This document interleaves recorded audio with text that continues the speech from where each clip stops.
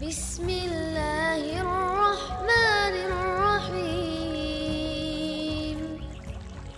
Ini semua teman-teman hanya karena kasus kekufuran saja, malas beribadah, tidak mau jadi orang baik.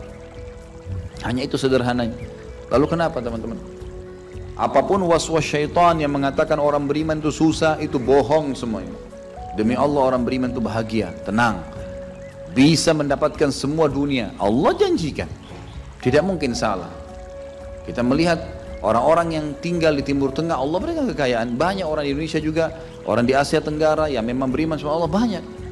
Saya berjalan dengan orang-orang yang pergi umroh, pergi haji, banyak orang mampu. Banyak orang mampu dan mereka hidup bahagia, bisa. Ya. Jadi bukan berarti kalau kita lagi sulit kemudian kita menganggap oh ini berarti saya disiksa sama Allah atau memang hukuman. Tidak. Antum harus berubah. Kata Allah SWT, innallaha la yughayyiru ma biqaumin hatta yughayyiru ma bi anfusihim. Allah tidak akan mengubah nasib satu kaum sampai mereka mengubah nasibnya. Maksud daripada ayat ini adalah, kata sebagian ulama, kalau seseorang muslim dia memohon, merengek, mengadu sama Tuhannya dan meminta apapun sampai dia minta menjadi seorang raja dunia, akan dikabulkan oleh Allah asal dia mau mengubah dirinya. Lalu Allah akan bukakan kepadanya peluang-peluang untuk mencapai apa yang sedang dia minta itu.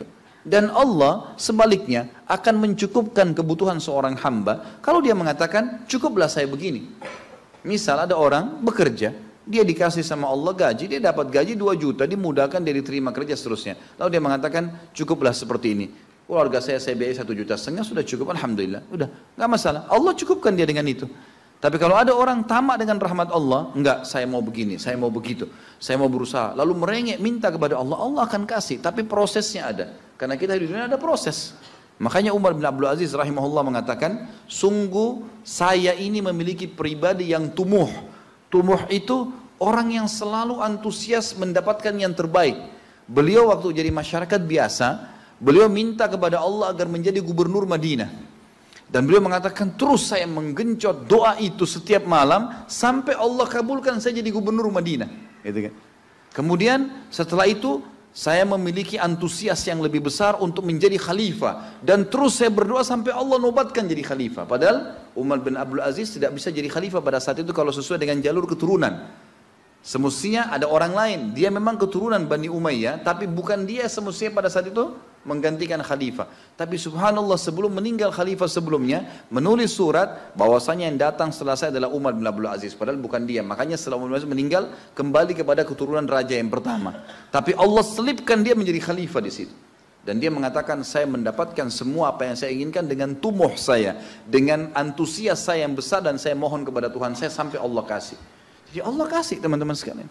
Tapi bagaimana kedekatan antum kepada Allah subhanahu wa ta'ala? Bagaimana kita merengeknya dengan Allah? Bagaimana kita memohonnya dengan Allah? Tidak ada yang mustahil. Coba terus minta sampai Allah kasih. Karena setiap seseorang hamba mengucapkan Rabbana atau Allahumma, atau kita mengatakan dalam maksudnya ya Allah, wahai Tuhanku. Begitu kita mulai memohon, itu sudah ada garis startnya ucapan kita. Ada garis finishnya. Tinggal antum sabar sampai garis finish enggak? Banyak orang berdoa baru pertengahan sudah berhenti dengan alasan Allah belum kasih.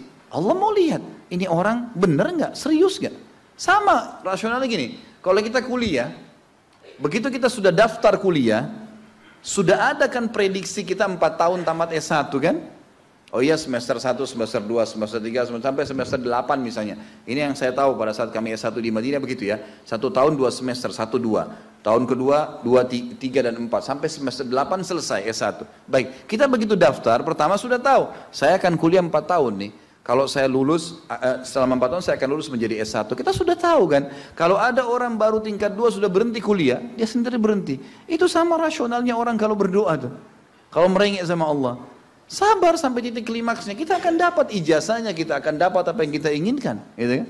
Tapi kalau orang terburu-buru, tergesa-gesa, dia tidak dapat. Jadi selalu tamak terhadap rahmat Allah, dan itu bagian daripada ibadah. Allah SWT menyuruh kita tamak dengan rahmatnya. Ya. Kita disuruh berdoa dengan khaufan wa tama'a. Khauf, takut dengan azabnya Allah, jangan masuk neraka, dan tamak terhadap rahmat Allah. Minta terus agar Allah Subhanahu Wa Taala memberikan kepada kita rahmat yang luas, ditambah, diberikan karunia. Antusias teman-teman sekalian. Orang mukmin itu selalu optimis. Tidak ada kata-kata pesimis, tidak ada kata-kata putus asa, nggak ada kata-kata dendam. Berlalu, qaddarallah ma syaa fa'al. Allah sudah takdirkan dan sudah terjadi. Kata Nabi SAW, kalau terjadi sesuatu pada kalian, katakan Allah sudah takdirkan, sudah terjadi. Buka lembaran baru, jalan sekarang, gitu kan? Sampai kata Nabi SAW yang memotivasi kita, kalau di tangan seseorang di antara kalian sebuah bibit, dan dia tahu, bibit pohon, dan dia tahu besok kiamat, tetap dia tancapkan, tetap dia tancapkan. Sebagian ulama salaf dulu, mereka menanam pohon-pohon teman-teman sekalian, pohon-pohon yang umurnya lama, seperti kelapa, ya. Tapi di sana mungkin mereka menanam pada saat itu kurma lama tumbuhnya, gitu kan. Mereka tanam, sampai pada saat itu ada beberapa sahabat menanam pohon-pohon kurma yang masih kecil. Mereka di umur pada saat itu sampai alis mereka sudah putih dan turun menutupi matanya, saking tuanya, 80-90 tahun. Ditanya oleh murid-muridnya, kenapa anda masih menanam seperti ini, di umur seperti ini, gitu kan? Kata dia, Allah akan memberikan saya pahala di setiap gerak-gerik saya, termasuk ini. Bagaimana dia antusiasnya? Artinya ada hadis Nabi mengatakan tidak ada seseorang yang menanamkan sebuah pohon, kemudian ada burung yang hinggap di situ, atau manusia ya yang hinggap bernaung, atau mungkin hewan-hewan, ulat atau apa saja yang memakan daunnya atau buahnya, kecuali jadi pahala buat dia. Jadi selalu ada motivasi untuk menjadi orang yang terbaik, ya. Makanya juga dalam masalah surga begitu. Kata Nabi SAW, kalau kalian minta surga Firdaus, surga yang tertinggi. Jangan bilang amal saya nggak cukup, enggak. Tamak dengan rahmat Allah, minta yang terbaik teman-teman sekalian. Kita tidak akan berubah kecuali, Allah tidak akan berubah kecuali kita berubah dulu. Kita yang mengubah menjadi lebih baik. Ya, ini poin yang harus digarisbawahi, ini sebuah kaidah hidup, ya. Sehingga kita harus selalu optimis, dan begitulah keadaan orang-orang beriman. Allahu a'lam.